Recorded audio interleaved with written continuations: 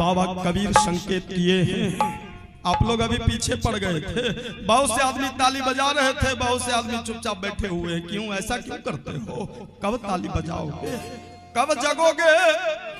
जगने का समय आ गया है, और यदि नहीं जगते हो तब तो बाबा कबीर संकेत किए हैं कि रे मन सोच के धरी है डगर रे, नहीं तो लूट लेता दिन दोपहर रे। रे मन सोच के धरी है डगर रे, नहीं तो लूट लेता दिन दोपहर रे। रे मन सोच के धरी है डगर रे, नहीं तो लूट लेता दिन दोपहर रे। रे मन सोच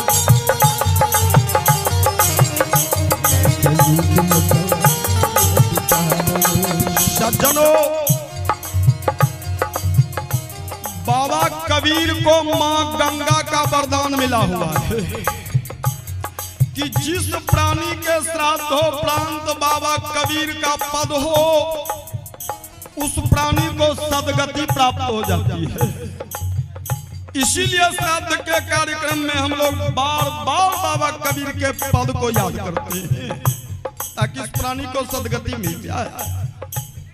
संसार खतरनाक है और संसार में रहने वाला ये मानव भी बड़ा खतरनाक है, बुरा नहीं मानना है। ये दो टांग वाला मानव बड़ा खतरनाक है। रोते रोते माँ के ओद्र से जन्म लेता है, बीच में एक दूसरों का निंदा शिकायत करते करते जीवन जीता है, और अंत में पछताते पछताते संसार को छोड़ देता है। इसलिए सावधान। कवि का भाव है, रे मन सोच के धरी है डगर रे, नहीं तो लूट लेता दिन दोपहर रे। रे मन सोच के धरी है डगर रे, नहीं तो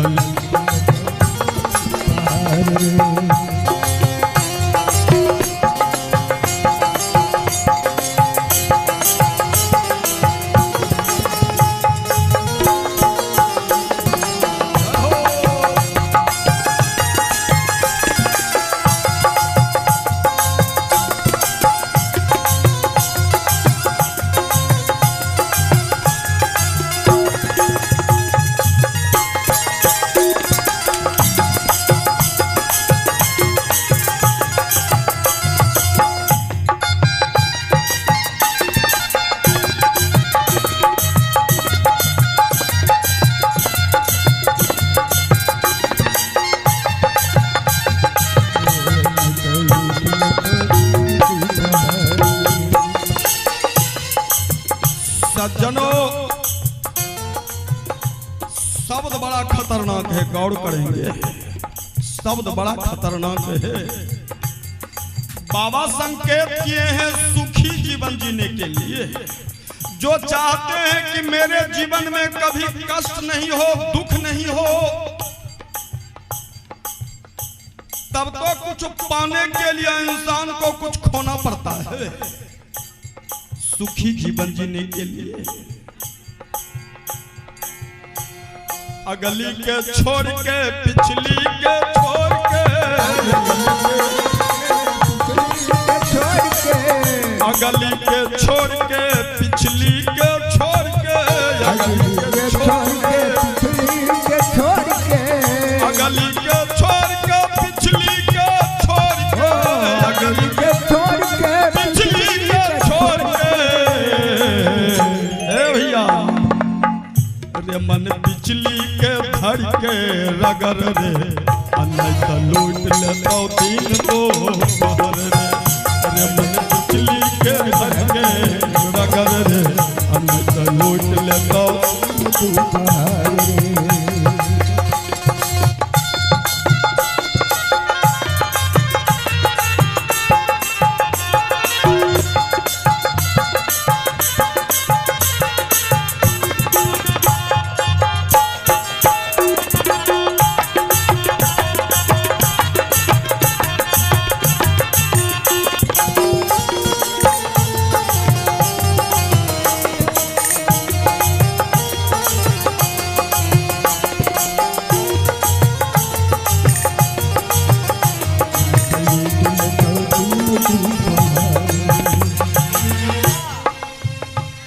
संतों का भाव है अगली के छोड़ के पिछली के छोड़ के अब बिजली के धर के रगड़ रे, नहीं तो लूट लेता दिन दोपहर रे। किसी संत ने बाबा कबीर से पूछा, का बाबा बाप तो आप सत्य कह रहे हो, लेकिन ये अगली पिछली और ये बिजली कौन है? किसके बारे में आप सावधान कर रहे हो? बाबा कबीर संकेत किए, अगली मतलब बचपन, बचपन को अगली कहा गया है। पिछली मतलब बुढ़ापा। अगली पिछली यानी बचपन और बुढ़ापे के बात को बिल्कुल भूल जाना है। क्यों भूल जाना है? कहा इसीलिए कि बाल वृद्ध दो एक समान, बाल वृद्ध दो एक समाना। बच्चा और बूढ़ा में कोई अंतर नहीं होता। बाल वृद्ध दो एक समाना यानी अगली पिछली को छोड़ देना है। करना क्या है? का बिजली को धर के रगड़ देना है। नोट कर लीजिए, जीवन में कभी कष्ट होवे नहीं करेगा। बिजली मतलब जवानी, बिजली जवानी को कहा गया है। कबीर संकेत किए हैं कि भजन करना चाहते हो तो जवानी में भगवान का भजन करो। बुढ़ापा में संभव नहीं है, जवानी में भगवान का भजन करो। लेकिन हम लोग उल्टा करते हैं। हम सबों की सोच उल्टी हो गई है। अभी जवान हूं, मौज मस्ती ले लेता हूं। भजन कब करोगे? का बुढ़ापा में, जो संभव नहीं है। जो जवानी में सुराज सुंदरी का आनंद लिया है, जो जवानी में जेब काटने का काम किया है, जो जवानी में समाज में गुंडागर्दी का काम किया है, बुढ़ापा में एक हाथ का दाढ़ी बढ़ा ले, भर कपार चंदन लगा ले, गेरुआ वस्त्र पहन करके सोच ले कि मैं भगवान का भक्त हूं, तो यह संभव नहीं है। आप भगवान के भक्त हैं या नहीं हैं, इसका प्रमाण पत्र कब मिलता है? की कन्हैया जी, इसका प्रमाण पत्र कब मिलता है? आप जीवन में भक्ति किए हो या नहीं किए हो, इसका प्रमाण पत्र जीवन के अंतिम क्षण में, मृत्यु के समय। जिसका मृत्यु सुंदर हो वही भगवान के अनन्य भक्त होते हैं। धन्य थे हमारे बलवीर बाबू। चलते फिरते गाते बजाते मिलते जुलते संसार छोड़ दिए। इसी का नाम है भक्ति, इसी का नाम है भक्ति। जिसका मृत्यु सुंदर हो, तो कहने का भाव है जवानी में भगवान का भजन किया नहीं, या बुढ़ापा में भर कपार चंदन लगा लिए हो, मैं भगवान का भक्त हो गया हूँ। वृद्ध वेश्या तपस्विनी, वेश्या जब बूढ़ी हो जाती है, जब उसके पास कोई नहीं जाता है, सौंदर्य समाप्त हो जाती है, तो वृद्ध वेश्या तपस्विनी, वेश्या अंत में माला खटखटाने लगती है। अब तो कोई चारा है नहीं, इसीलिए वृद्धावस्था में नहीं, भजन करना है तो जवानी में भगवान का भजन करो, बुढ़ापा में संभव नहीं है। और जो जवानी में भगवान का भजन कर लिया है, बुढ़ापा में नहीं भी करेगा तो चकाचक रहेगा, कोई चिंता नहीं है। इसीलिए जवानी में भगवान का भजन करो। कबीर का पद है, एगो छिको साली एगो सरहोज रे, एगो छिको साली एगो सरहोज रे, एगो छिको साली एगो सरहोज रे, एगो छिको साली एगो सरहोज रे। ए भैया, एगो छिको नारी तोहार रे, नहीं तो लूट लेतो दिन दोपहर रे। अरे मन एगो छिको नारी तोहार रे, नहीं तो लूट लेतो दिन दोपहर रे।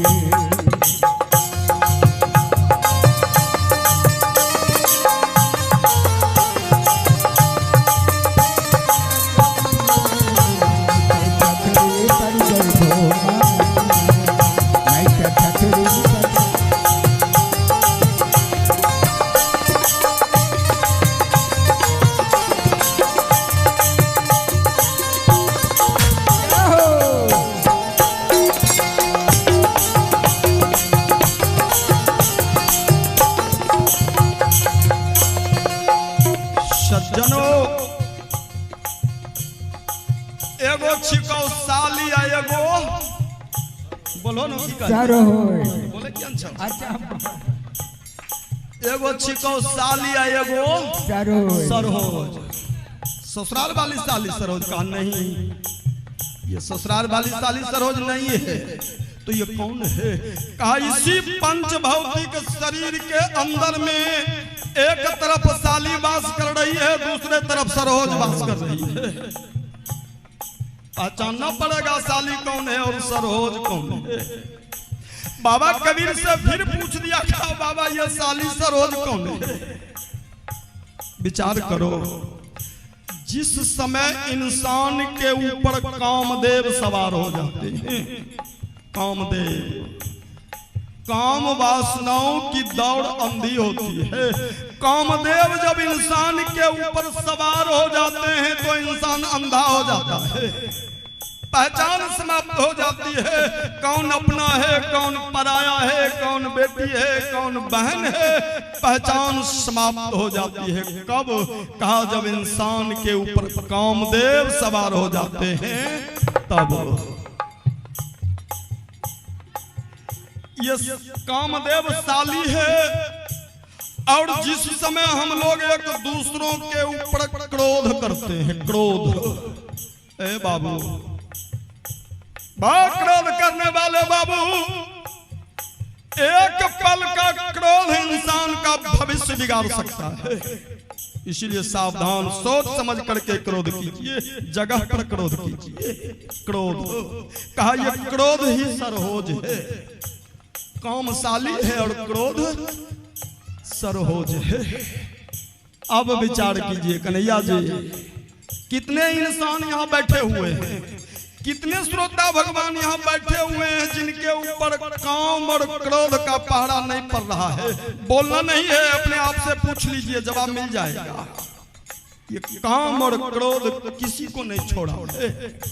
अरे इंसान का तो बात छोड़ दीजिए, ये काम और ये क्रोध हमारे भगवान को भी नहीं छोड़ा है। माफ कीजिए बाबू, भगवान को भी नहीं छोड़ा है काम क्रोध। और अंत में कबीर संकेत किए हैं, एगो छिको नारी तो हारवे। नारी बड़ा महत्वपूर्ण शब्द है। नारी से सदा सर्वदा सावधान रहना चाहिए, और नहीं तो हम मानवों का भाग्य और माताओं का स्वभाव कब बदल जाए इसकी कोई गारंटी नहीं है, कोई गारंटी नहीं है। व्यभिचारिणी नारी से सदा सर्वदा सावधान रहना चाहिए। व्यभिचारिणी, व्यभिचारिणी का मतलब क्या होता है? कैसे हम समझेंगे कि ये व्यभिचारिणी है कि अंशिया है? लिखा तो नहीं है आपके पीठ पे। व्यभिचारिणी मतलब जिस नारी के पास जरा सा भी शर्म नहीं है। माफ करना माता जी, जिसके पास जरा सा भी शर्म नहीं है, जिस नारी के शरीर के ऊपर पर्दा नहीं है, जिस नारी को ये पता नहीं है कि हम ससुराल में हैं या नैहर में हैं, ससुर कौन है और भैंसुर कौन है, जिसको पता नहीं है, बाबा कबीर कहते हैं वो व्यभिचारिणी है, वो चरित्रहीन है। और वैसे चरित्रहीन नारी से सदा सर्वदा हम और आपको सावधान रहना चाहिए। और आजकल तो जय जय श्री सीताराम सब कम, आपसे नहीं कह रहा हूं माता जी, आप लोग तो सब अपने अपने रूप में हो, कम से कम कुछ हो या नहीं हो, अपने आंचल से अपने सुहाग को तो ढक करके रखी हो। जिनको अपने पति और पुत्र से प्रेम है, जो माताएं, जो बहु बेटियां चाहती है कि हमारे पति और पुत्र की आयु लंबी हो, तो इसके लिए सदा सर्वदा अपने आंचल से अपने सिंदूर को ढक करके रखो। तुम्हारे पति का बाल बांका नहीं हो सकता है। लेकिन आय काल उल्टा पल्ला मार दिलियो, चल दिलियो, जियो ससुराल में उल्टा पल्ला मार के घूम डालियो, दुर्दशा हो जाएगी माता जी, बर्बाद हो जाओगी। और आप तो होबे करोगी, हमको भी साथ में लेकर के चल जाओगी। इसलिए सावधान, पति और पुत्र से यदि प्रेम करना चाहती हो तो सदा सर्वदा अपने आंचल से अपने सुहाग को ढक करके रखो, ताकि सिंदूर के ऊपर पर पुरुष का नजर नहीं पड़े। ये शास्त्र कहते हैं। इसीलिए बाबा कबीर संकेत किए हैं माताओं के लिए। माताओं के लिए कोई तीर्थ व्रत नहीं है। ध्यान देना माता जी, आप लोग थोड़ा बहक जाती हो, किसी के बहकावे में आकर के आप बहक रही हो। इसीलिए इस संसार में भटकने वाली उन माताओं से निवेदन करूं कि आपके लिए इस संसार में न कोई तीर्थ है, न कोई व्रत है, न कोई धर्म है। यदि कर रही हो तो पाप कर रही हो, ऐसा नहीं करना चाहिए। आपके लिए कोई तीर्थ व्रत नहीं, कोई राम चर्चा शिव चर्चा का जरूरत नहीं है। जो आज कर रही हो कोई जरूरत नहीं है। तो आप माता जी पूछ सकती हो कि हमारे लिए करना क्या है, मैं क्या कर सकती हूँ, आप पूछ सकती हो। तो इसका जवाब है बाबा तुलसी श्री रामचरितमानस रामायण जी में संकेत किए हैं। माताओं के लिए कोई तीर्थ व्रत नहीं है, कोई धर्म नहीं है। और यदि धर्म करना चाहती हो तो एक ही धर्म है। रामायण कह रही है एक ही धर्म, एक ही व्रत नेम,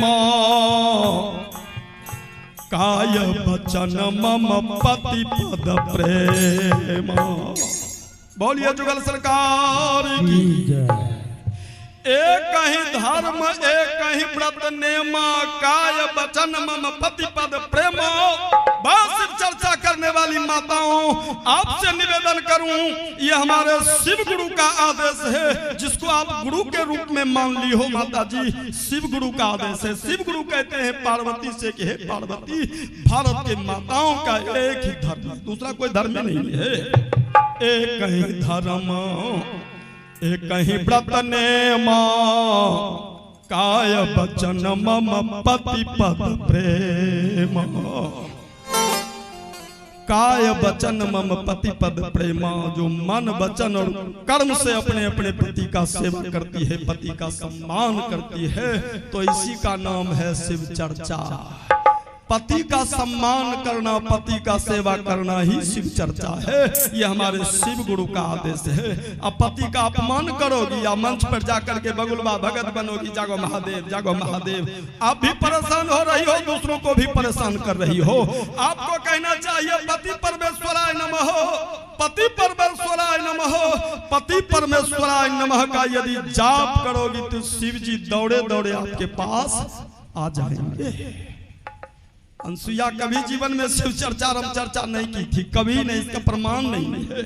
अनसुईया कभी किसी गुरु के शरण में नहीं गई थी, मन वचन और कर्म से कह रही थी पति परमेश्वराय नमः, पति परमेश्वराय नमः। ब्रह्मा विष्णु महेश तीनों को 6-6 महीने का बालक बन करके गोद में खेलना पड़ा था। आप सब जानती हो ये किसका प्रभाव है? कहा यह पति सेवा का प्रभाव है। इसीलिए संसार में यदि कुछ प्राप्त करना चाहती हो तो पति परमेश्वराय नमः, पति परमेश्वराय नमः जाप करो, शिव जी मिल जाएंगे। सज्जनों, समय का अतिक्रमण नहीं करना है, समय का सम्मान करना ही भगवान का सम्मान है। और जो जीवन में समय का सम्मान नहीं किया है वो इंसान भगवान का सम्मान कहां तक कर सकता है। तो बस अंतिम शब्द में ये तो हमारे पंकज भाई कुछ बोल दिए थे, जिसके चलते ये दास आपके बीच आकर के एक दो शब्द कुछ बोल रहा है। और मैं उन दिवंगत आत्माओं को बारंबार नमन करता हूं जिनकी सेवा इस संसार से समाप्त हो चुकी है। और इनके साथ साथ ये भी हमारे बिहार के कीर्तन सम्राट हैं, लेकिन इनसे पहले भी हमारे बिहार के और कीर्तन सम्राट थे जिनके दिवंगत आत्माओं को आप लोग भी जानते हैं। बिहार राज्य में कीर्तन सम्राट की उपाधि मिली थी किनको? स्वर्गीय श्री बिंदेश्वरी बाबू, वो भी कीर्तन सम्राट थे, ये भी कीर्तन सम्राट हैं। और इन सारे कीर्तन सम्राट के श्री चरणों का ध्यान करते हुए मैं अपने परम पूज्य श्रद्धे साकेतवासी अपने गुरुदेव के भी श्री चरण का ध्यान करते हुए, हमारे गुरुदेव के भी दिवंगत आत्माओं को आप लोग जरूर जानते होंगे।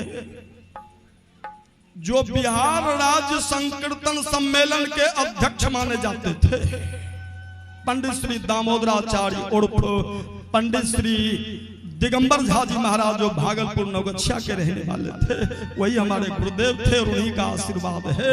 तो उनके भी श्री चरण का ध्यान करते हुए, उनके भी श्री चरण में बारंबार प्रणाम निवेदित करते हुए मैं निवेदन करूं, बाबा कबीर के उस पवित्र पद को याद करो। कहत कबीर सुनो भाई साधो, कबीर सुनो भाई साधो, कहत कबीर सुनो भाई साधो, कबीर सुनो भाई साधो, कहत कबीर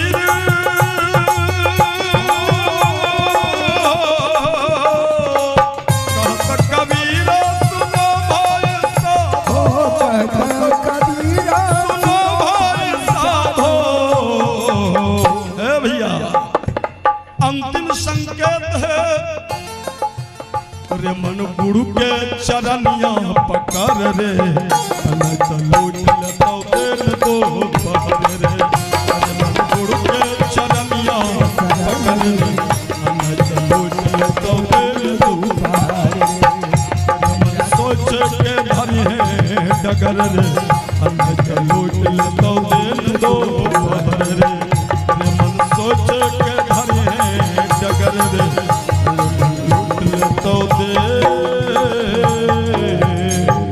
हेलो बोलिए वृंदावन बिहारी लाल की।